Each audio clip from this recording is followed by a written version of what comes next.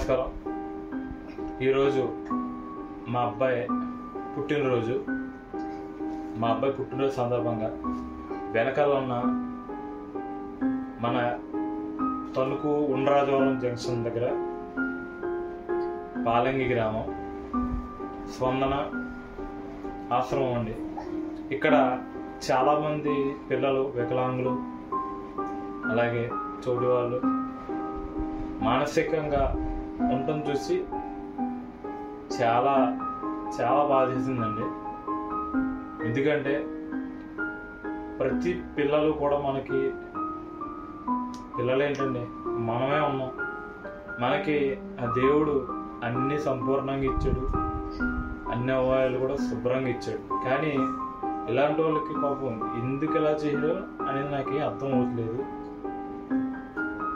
కేవలం నేను చేసే పని ఏంటంటే, మంచి పని అంటే ఇలా ఈ బర్త్డే సందర్భంగా వాళ్ళని ప్రతి సంవత్సరం కూడా కలవడం జరుగుతుంది.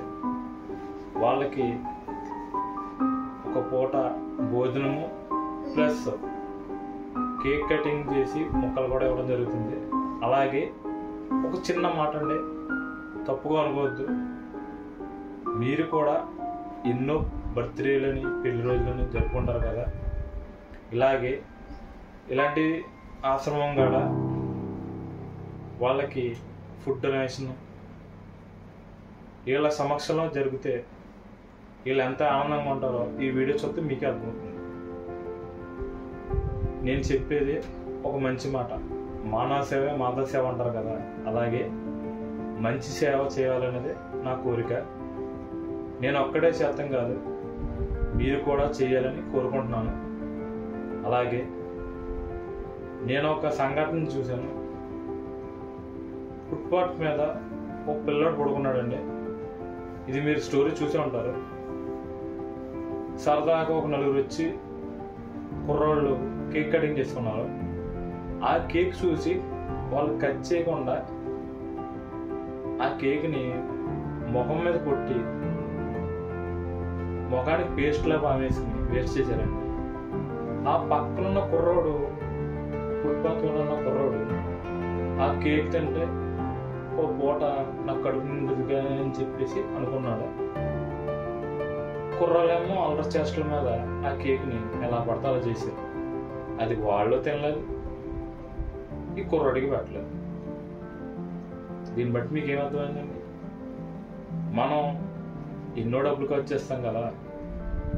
అలాగే ఇలాంటి ఫుట్పాత్ మీద ఉన్న జనాలకి, ఇలా వికలాంగులకు కానీ, వృద్ధాశ్రమాలకు కానీ, వాళ్ళకి ఒక్క పూట ఆకలి తీర్చుకున్నది నా కోరిక. నేనేమైనా తప్పుగా బాగుంటే నన్ను క్షమించండి. వెయిట్ ఒక చిన్న మాట, మీరు చేసే సాయం వాళ్ళకి ఒక పూట కడుపు నింపుద్ది. వాళ్ళు ఎంత ఆనందంగా ఉంటారనేది అని తెలియజేయడానికి ఈ మెసేజ్. దయచేసి వినండి, లైక్ కొట్టండి. అందరికీ ఉంటానండి. మరి సత్యమేవ జయతే. జై హింద్.